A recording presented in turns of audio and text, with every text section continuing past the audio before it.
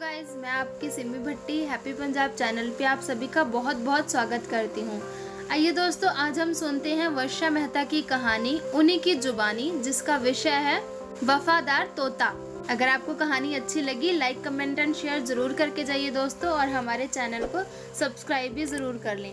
Bell icon को all पे press करें ताकि आपको हमारी कहानियों के नोटिफिकेशन समय पर मिलते रहें। तो चलो हम अब शुरू करते हैं उनकी कहानी वफादार तोता। नमस्कार, मैं हूँ वर्षा मेहता और आज आपके लिए लेकर आई हूँ एक हिंदी कहानी वफादार तोता। आइए सुनते हैं। शहर के धन्ना सेठ जौहरी लाल जी हीरे जवाहरात के व्यापारी थे। धंधा आसमान छू रहा था। रुपयों पैसों की कोई कमी नहीं थी। घर में जौहरी लाल की पत्नी थी, एक लड़की व एक लड़का था। दोनों 12वीं पास कर विदेश चले गए पढ़ने। जौहरी लाल जी का जितना बड़ा धंधा उतना ही बड़ा उनका दिल। दान दक्षिणा में कभी कोई कमी नहीं रखते। उनके द्वार पर आया कोई भिखारी या ज़रूरतमंद भूखा या बिना दान लिए न जाता। इस बात के लिए वे मशहूर थे। वे इंसानों के साथ साथ पशु पक्षियों की भी बहुत ध्यान रखते। गर्मी आते ही शहर में हर जगह परिंदे लगवाते। आवारा पशुओं के लिए उन्होंने गौशालाएं बनवाई। उनके लिए हर समय चारे पानी की व्यवस्था, पक्षियों के लिए दाने की व्यवस्था करते। एक दिन सुबह सुबह वे मॉर्निंग वॉक कर लौट रहे थे, तभी उनके सामने तोते का एक छोटा सा घायल बच्चा गिरा। शायद वो किसी बाज के हमले में घायल होकर उसके चंगुल से छूटकर गिरा था। जौहरी लाल जी ने उस बच्चे को उठाया और घर ले आए। उसको प्राथमिक उपचार कर पक्षियों के डॉक्टर के पास लेकर गए। घर लाकर मिर्च टमाटर इत्यादि खाने के लिए दिया, पानी पिलाया। 4-5 दिन की सेवा से वह बिल्कुल स्वस्थ हो गया।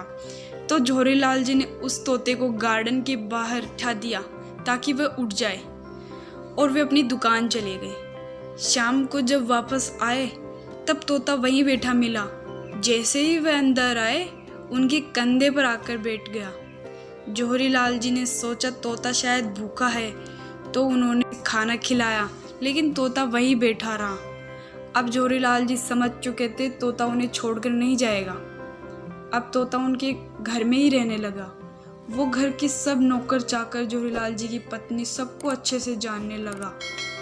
वो जौहरी लाल जी के साथ दुकान भी जाने लगा और वहाँ सभी ग्राहकों, दुकान पर काम करने वाले आदमियों और जो व्यापारी जौहरी लाल जी से सौदा करने आते सबको जानता।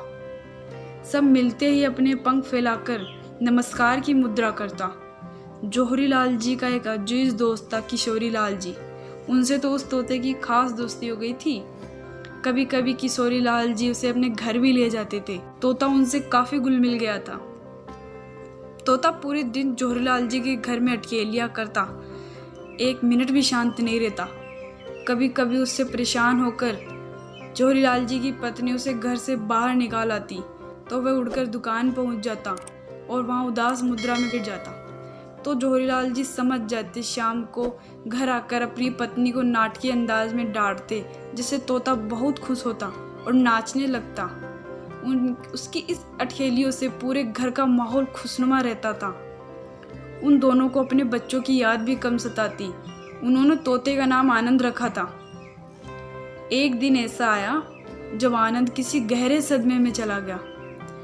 उस परिवार की खुशियों को बट्टा लग गया। एक शाम जौहरी लाल जी दुकान से सीधा किसी सौदे के सिलसिले में किसी से मिलने गए थे।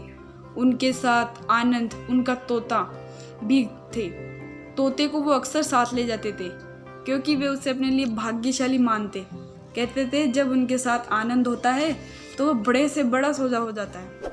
सौदा कर जब वे वापस लौट रहे थे, तब रास्ते में उनकी गाड़ी रोककर उनका किसी ने मर्डर कर दिया। पुलिस तहकीकात की गई, कोई सबूत हाथ नहीं लगा, क्योंकि सुनसान सड़क थी। रात के तकरीबन 11 बजे थे। उस समय उसको किसने रोका, हत्या कर भाग गया, कोई सबूत हाथ न लगने पर कुछ महीनों बाद केस बंद कर दिया गया। जौहरी लाल जी के जाने के बाद उनका तोता एकदम शांत और हर वक्त डरा सहमा रहने लगा। जरा सी आहट में डर जाता। उनकी पत्नी ये जान चुकी थी कि जिसने भी उनके पति को मारा है उसे तोता जानता है। उस घटना के 1 साल बाद जौहरीलाल जी का दोस्त किशोरीलाल उनके घर आया। उसको देखते ही तोता इतना घबरा गया और छटपटाने लगा। कभी उधर उड़ता, कभी उधर, अजीब सी आवाज़ निकाल कर चिल्लाने लगा। कोई कुछ समझ ही नहीं पा रहा था। जो तोता 1 साल से चुप था उसे अचानक क्या हुआ। जौहरीलाल जी की पत्नी ने उस नौकर को आदेश दिया कि वो उसे बाहर ले जाए, पर जब उसे अजीब लगा कि किशोरीलाल को देखकर ऐसा व्यवहार क्यों किया, 2 और 2 मिलाकर वह सब समझ गई। उसने तुरंत पुलिस को खबर की। पुलिस शक के बिनात पर किशोरीलाल को पकड़ कर ले गई। पहले तो उसने खूब नाटक किया, पर जब पुलिस ने सख्ती से पूछताछ की तो सब सच उगल दिया। उसने बताया कैसे उसे अपने दोस्त जौहरीलाल को मारा, क्योंकि वह बिजनेस में वह दिन प्रतिदिन आगे बढ़ता जा रहा था। उसके सब व्यापारी दोस्त अब जौहरीलाल से व्यापार के संबंध रखने लगे। मैं बिजनेस में पिट चढ़ने लगा था, दिवाला निकलने की नौबत आ गई थी। मैंने जौहरीलाल से मदद मांगी तो उसने साफ मना कर दिया। मैं उसका अजीज दोस्त था, फिर भी मुझे ज्ञान दे रहा था, कोई दूसरा बिजनेस कर, उसके लिए चाहे जितना पैसा ले ले। इसलिए कहा होगा ताकि मैं उसके बिजनेस के रास्ते से हट जाता, पर मुझे बर्दाश्त नहीं हुआ। अच्छा मौका देखा। उस दिन सड़क भी सुनसान थी, कोई देखने वाला भी न था। बस मैंने उसे रोककर उसकी हत्या की और विदेश भाग गया। सब पहले से प्लान किया हुआ था। सोचा 1 साल बाद सब ठीक हो जाएगा, सब भूल जाएंगे। पर पुलिस ने कहा गलत थे तुम। वफादार पशु पक्षी अपने मालिक को कभी नहीं भूलते, और तुमने हत्या तोते के सामने की थी, और तोता। थैंक्स फॉर वॉचिंग फ्रेंड्स, अगर आपको कहानी अच्छी लगी तो लाइक, कमेंट, शेयर जरूर करके जाएं और हमारे चैनल को सब्सक्राइब जरूर करके जाएं दोस्तों। धन्यवाद।